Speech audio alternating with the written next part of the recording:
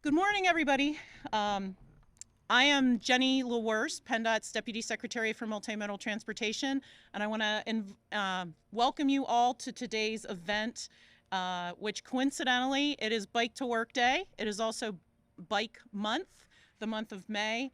So I'm sure some of you are probably saying, that's wonderful. Why are we at a train station? So for some of you, I think even members of the press, you were here with me in January. It was substantially cooler when we cut the ribbon on this fabulous new train station.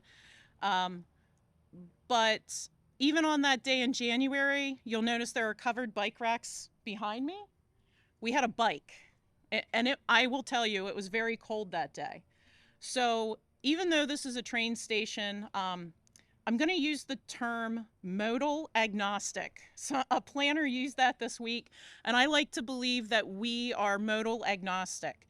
Not that we support one mode over the other, but that we are providing opportunities to bring all these modes together.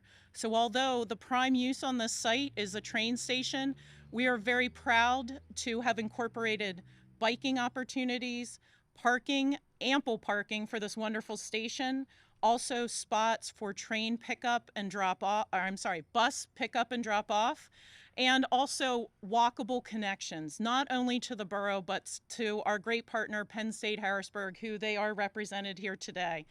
So this has been an amazing transformational project, I personally believe, for this community. And the biking part is just one element of it. So I have a couple statistics here to share with the group. So 43% of trips by people taken by car are less than 3 miles. So while I think I'm not stating out of turn, everybody's noticed we've had increased gas prices. I will tell you, for those short trips that are 3 miles or less around my house, I've gotten my backpack out of the hall closet and I'm hiking down on my bike or walking to the local grocery store to get that bottle of ketchup after dinner. PennDOT, as part of bikes and PEDs, we have adopted an active transportation plan several years ago, and what we are doing here is a prime example of those initiatives. So we don't view pedestrian facilities and bicycle facilities independent of the other modes. To get maximum abilities and usage of those modes, we believe in truly incorporating all of them together into one multimodal facility. We are moving projects forward. We're coordinating again with our stakeholders to really maximize those opportunities. And again, not only is this a train station, but I view it as a true multimodal outreach to all that use it. So we continue to coordinate. We want to see safer facilities as we develop projects throughout the Commonwealth. And again, I mentioned this newly ADA compliant covered bike facility behind us. We are incorporating these facilities across the Keystone Line throughout our train stations as we develop, along with opportunities for electric vehicles also. So I'm going to turn the presentation over to Rich Farr. He is going to highlight some of the advantages for cyclists who choose to ride a bus, our CAT provider, our transit provider here at this station. Rich? Thank you. Good morning. I am Rich Farr, as referenced, the Executive Director of Rabbit Transit, serving 11 counties in central Pennsylvania. Today is Bike to Work Day, and the purpose of this day is really to raise awareness that bicycles are a true means of transportation to and from work, and really for any other purpose that you may need as part of your regular routine of transportation. Rabbit Transit recognizes that bikes are a critical component to the transportation network. Bikes offer a means of connecting the first and last mile on a public transit trip. Biking also means that mobility is also referred to as active transportation. Active transportation, according to the CDC, offers health benefits including reduced anxiety, depression, improved sleep, cognition, reducing the risk of diabetes, cancer, and heart disease. Biking has the ability to reduce energy consumption, lowering our carbon footprint, and save money, especially when you're going to go get your ketchup. So that's pretty important stuff. At Rabbit Transit, we encourage folks to pedal, hop, pedal. All of our fixed route buses, as you can see right here, are equipped with bike racks. If you visit our Facebook page today or our website today, you will find details on how to use these bike racks. It is a 3 simple step process. And the best part about using bikes with transit is bikes board for free.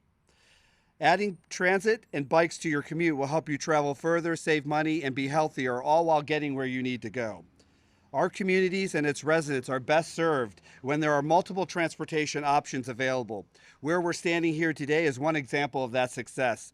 Here we have bus, we have bike, we have train, we have car, we have sidewalk. And when they all come together, they provide the highest level of mobility to our community.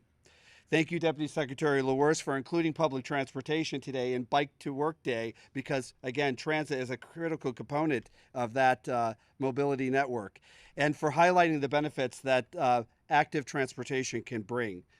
And so next, I get the honor to introduce Stacy Newcomer. Stacy is with Commuter Services of Pennsylvania, and they handle a lot of our ride, carpooling, van pooling, active transportation, and a whole bunch of stuff. I don't want to steal her thunder, but more importantly, they are a true partner of public transportation, really helping us connect to employers. So with that, Stacy.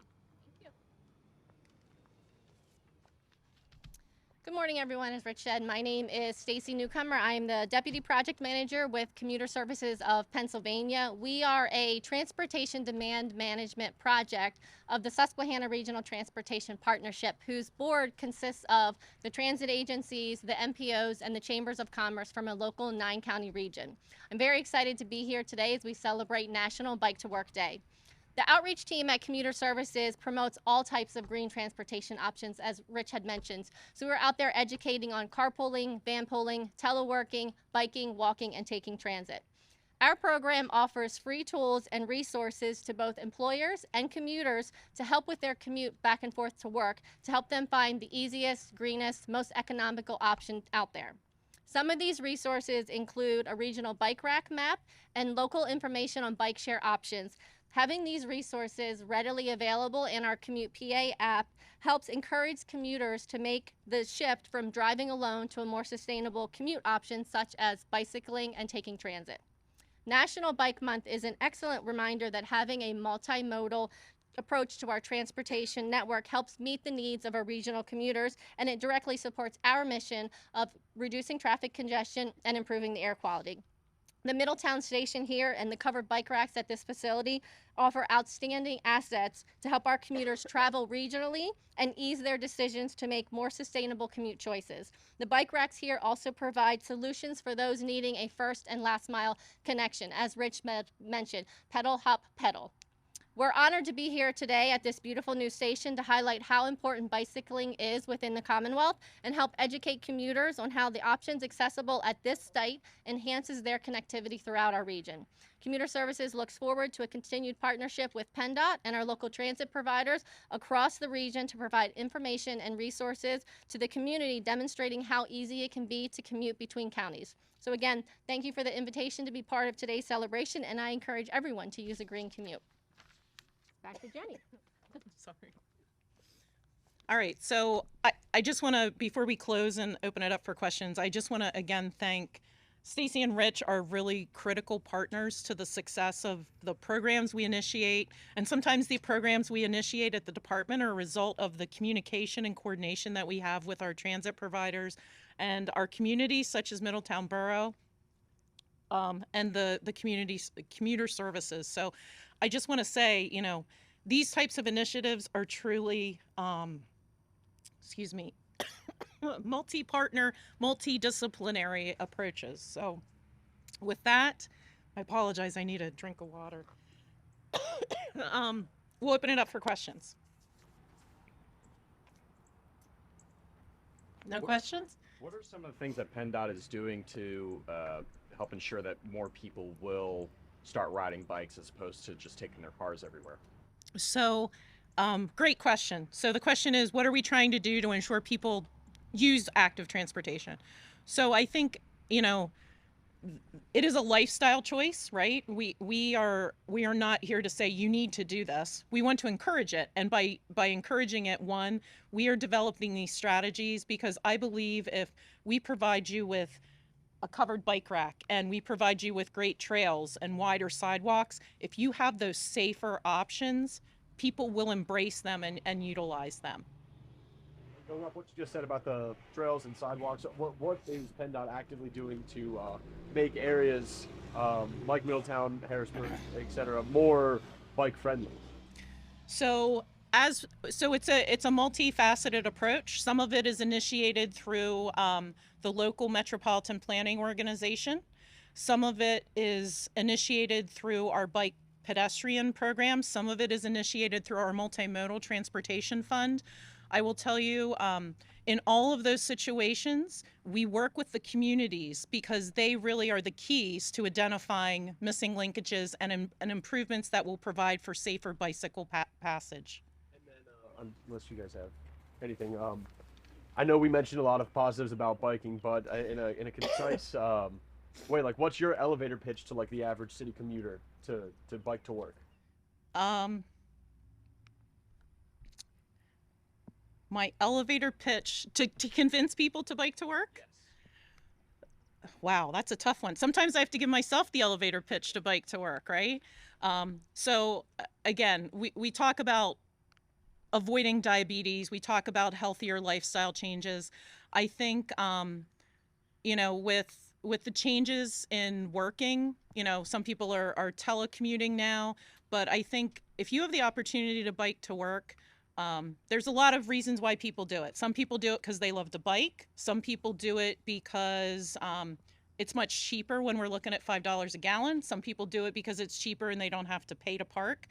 But, it has widespread community impacts. It's reducing emissions by having you bike.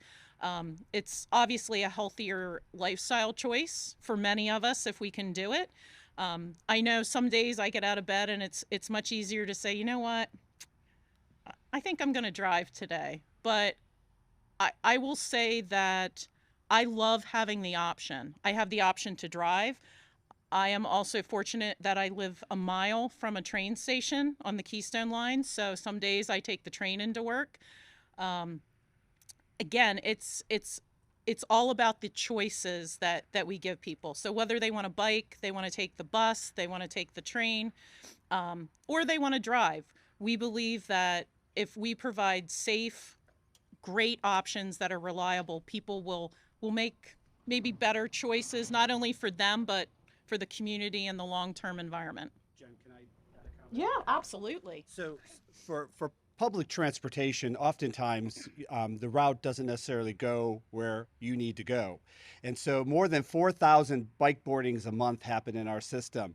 The reason for that is because it allows people to easily extend their commute to work. So they can maybe get 85, 90% of the way there on public transportation, but that first mile, last mile is easily served by a bicycle. And more employers, again, Commuter Services, work with them to have these same kind of amenities you see here at the employer locations. And so when it all comes together, people can really make that connection much more seamlessly. So really, pedal hop pedal works great, especially if the fixed route doesn't necessarily go exactly where you need it to go. So thank you for that. Yeah, it's great.